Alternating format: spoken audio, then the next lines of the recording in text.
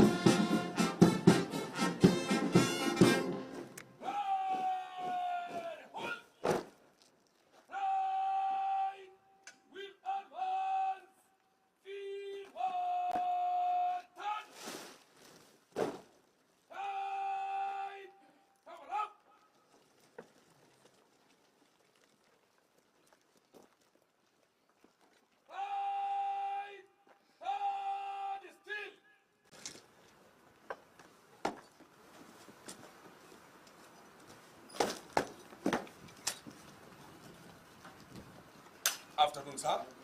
Officers assembled before you, present and ready for parade, sir.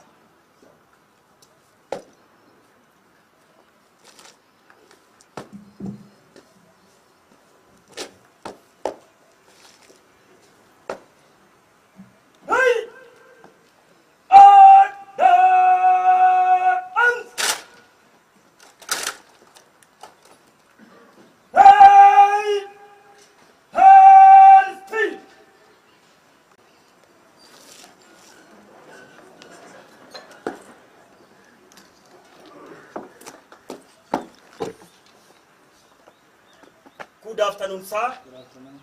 Potential instructors, multi-support security team, college staff, officers assembled before you this afternoon, present and ready for your address. May I have your permission to stand at ease, please, sir? Permission granted. Thank you, sir. Hey! Stand up! Ease! Stand! Easy!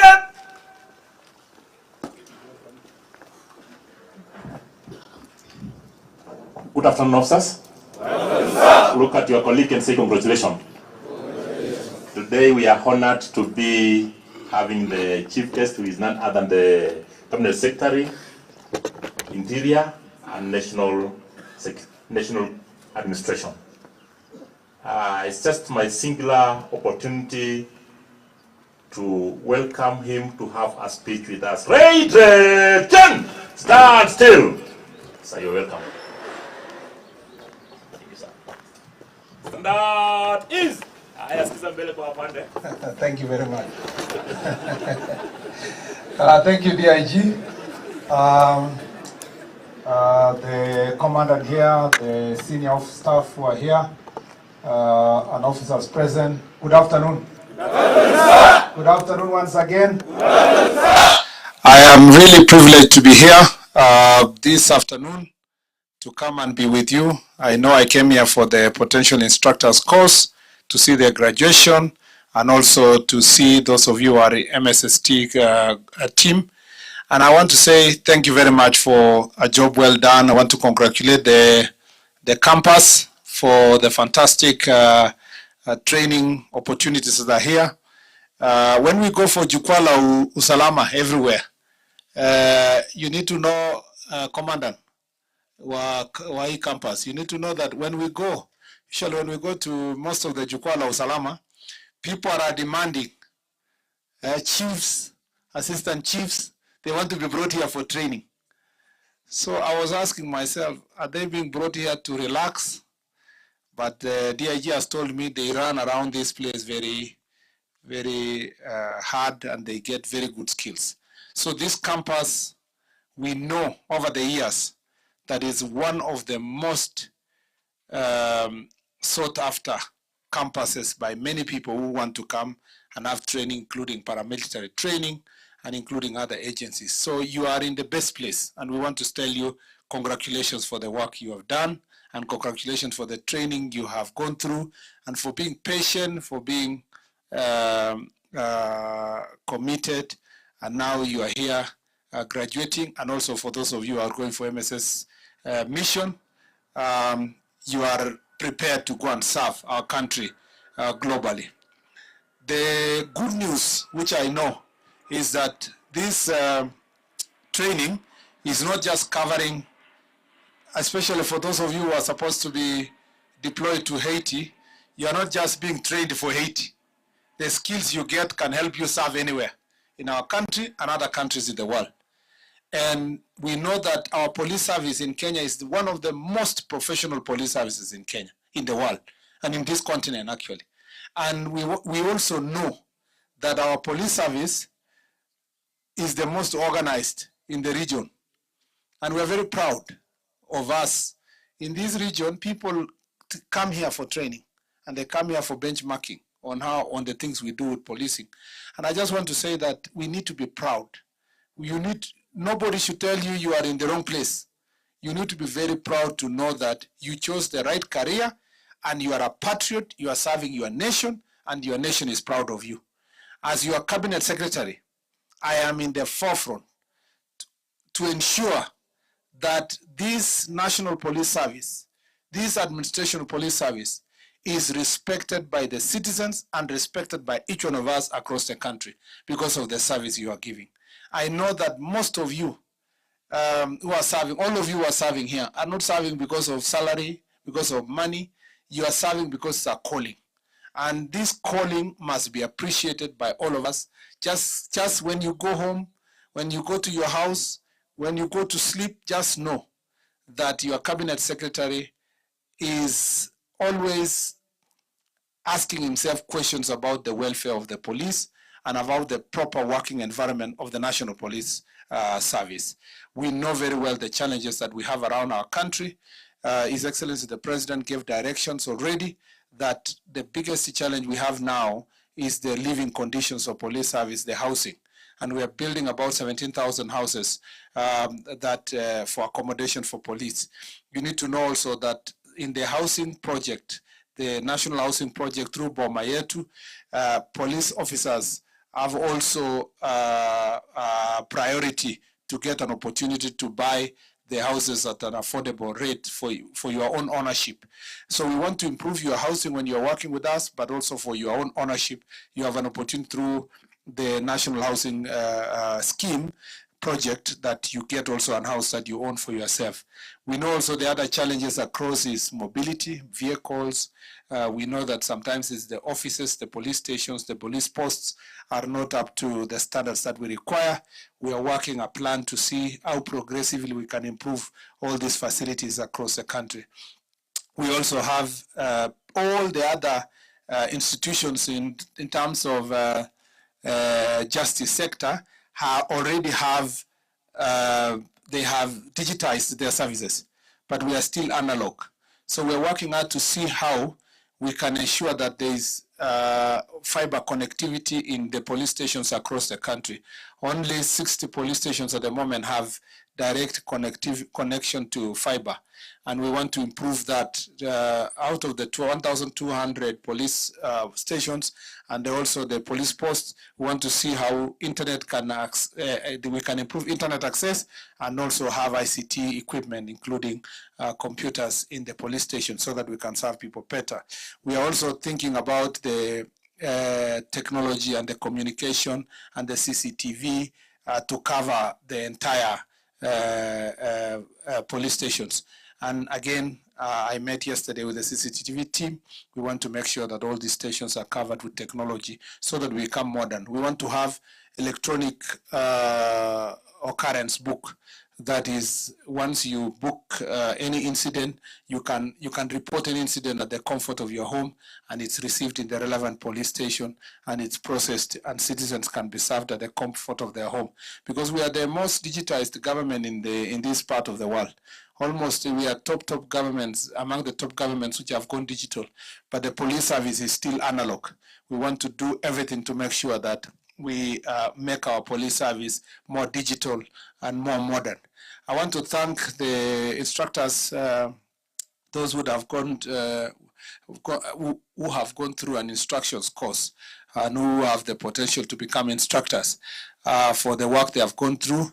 And those of you who are prepared to go to Haiti, I want to say that also the training you have gone through is extremely important. And I want to say, we want to emphasize, and I'm sure, because you have been in the field, maybe this is the most thorough training you have gone through in the recent past, especially those of you who are a little bit older. I want to say here that there is need to ensure that the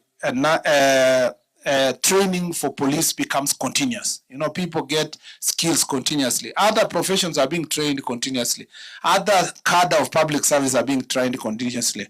The national administration, the NGAO officers are being trained continuously.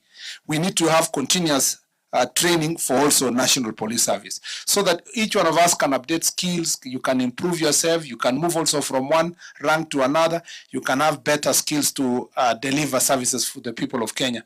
And training will become an area that we want to put greater emphasis to ensure that we equip our police officers with the skills that can be able to serve our people in the manner in which they desire as of now.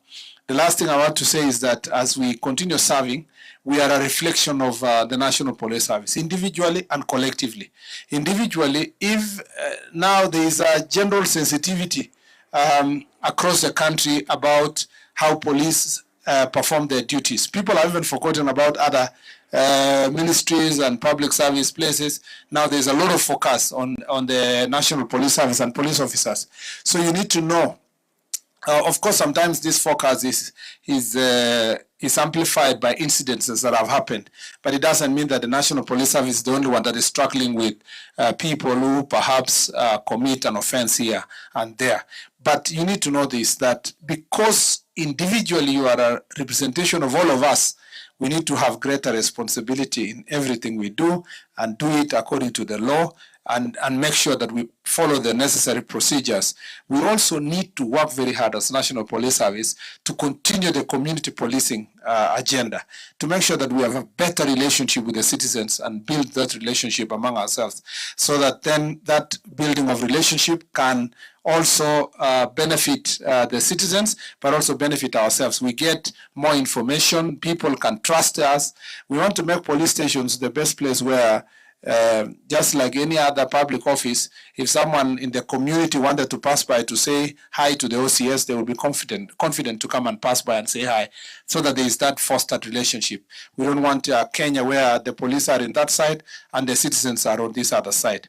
We also want to make sure that we deal with criminals and crimes with finality.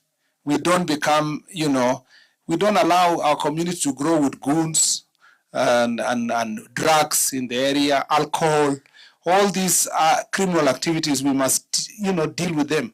We don't become part of it as police officers. We don't become the ones who are encouraging drugs, encouraging illegal alcohol, encouraging goons to flourish in our community. We must deal with them by making sure that they pass through the justice system and make sure that everybody who is a criminal is processed according to the law. And I want to say this, that we must also continue protecting the police station to be a paragon of hope for the citizens, and the place where they can go and know that there is authority in this place. And that's why you see me insisting to Kenyans after the events of this week that the police station and police officer must be respected. This uniform must be respected. I saw some people stealing the uniform and going playing jokes in social media. This uniform, even the police officer himself respects the uniform itself, because this uniform is unique. It represents the sovereignty of our nation. We cannot play around it by kukanyaka, kupiga ngumi polisi, kumtusi polisi, kupiga mawe polisi, kujaribu kuchoma police station, kujaribu kuiba bunduki. Hiyo yote haitatusaidia kama nchi kusonga mbele. Tukiwa tunang'ang'ana kwa upande huu, na tumesema mara kwa mara, tunang'ang'ana katika wizara kuhakikisha polisi wetu wameweza kufanya kazi nzuri. Pia tunaomba wananchi watupatie support. There is nothing, hakuna kitu inaniumiza kama ile niliona wiki hii ambayo police stations 10 ilivamiwa, na kati ya hiyo karibu 5 ikachomwa, na bunduki 5 ikaibwa, na bunduki moja ambayo iliibwa AK-47 baada ya siku moja ikatumiwa kufanya makosa ya jinai huko robbery huko Naivasha. Na hii mambo yote inaenda kuumiza wananchi wengine. Tukifikiria tu tunasema tulikuwa tu maandamano, haitakuwa vizuri. Pia nataka niwahakikishie sisi kama wizara tunazingatia uhusiano moja tukiwa na uhusiano ya pamoja na bunge, tunataka kupitisha sheria mpya ya kuhakikisha kwamba maandamano, mambo ya protest, picketing, demonstrations itafanywa kwa njia nzuri. Na in future if citizens wakikubaliana na sisi, tunataka maandamano yenye polisi wana escort.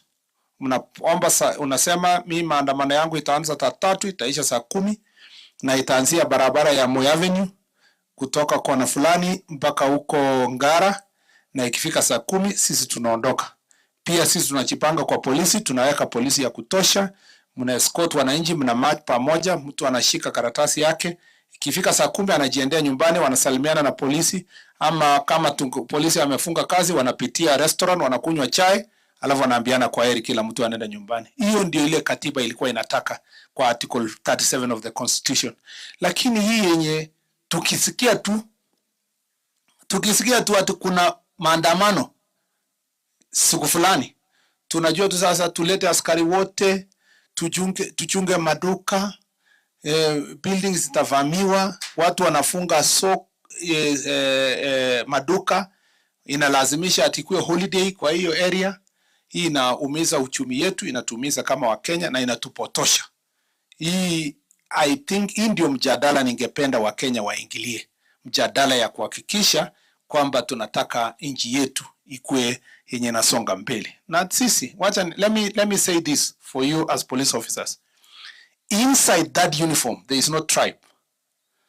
Inside that uniform, there is no region. Inside that uniform, there is only one Kenya under one God. And I want to request you, do not allow yourself to be influenced by externalities of politicians who are thinking about this, my tribe, my community, my this. Don't engage in those kind of conversations. Once we are serving inside here, tuangalia wapi nchi yetu. Kwa sababu serikali yoyote, wabunge yoyote, yani mtu yoyote mwenye anaserve, time yake itaisha, lakini nchi yetu itasonga. Na ninawaomba sana tuweke msingi zaidi uzalendo wetu na tuhakikishe taifa letu liko imara. Kwa hivyo nimefurahi sana nikiwa kati yenu. Ni kama tu sijakubaliwa kuvaa uniform. Hii uniform inakaa mzuri sana. Mtu akikaa kwa uniform, unaona hata watu wengi wanaenda soko kutafuta kitu inakaribia yenu, lakini haiwezi karibia ile uniform umevaa. Hii ni patriotism. And I want to say that I am very proud of you. I want to wish you the very best. Wale wataenda Haiti, when your time come, I will be there to see you off. And when you go there, you serve our country well, get the best skills, and then come back here, we apply as we continue building our country. On the potential instructors, when your time comes to instruct, please teach like you've never taught before. And make sure that you give everything in your heart. You know, Martin Luther King Jr. said, if you are told to sweep like there is no other sweeper on earth. You want to be the best sweeper on earth, so that when the host of heaven look at you, they see and say, here lives a great sweeper. So in every job we've been given, however small it is, when you do with excellence, it will make a difference and it will take you from one step to the another. Kwa hivyo nawashukuru sana, nimewaambia mambo mengi, lakini nimefurahi kuwa na nyinyi. Mungu awabariki, Mungu awabariki familia zenu na awapatie neema kwa kazi yote ambayo mnafanya. Asanteni sana. Thank you very much.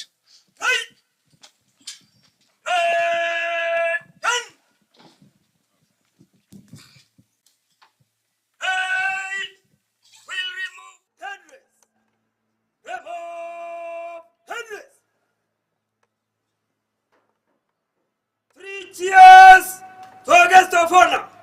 Hip, hip. Hip, hip. Hip, hip. Height will replace headdress. Replace headdress.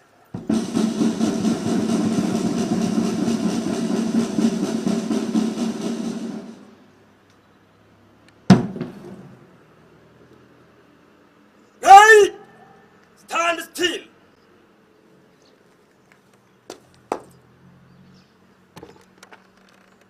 Thank you very much, sir, for your address. May I have your permission to march off the officers? Permission granted. Thank you, sir.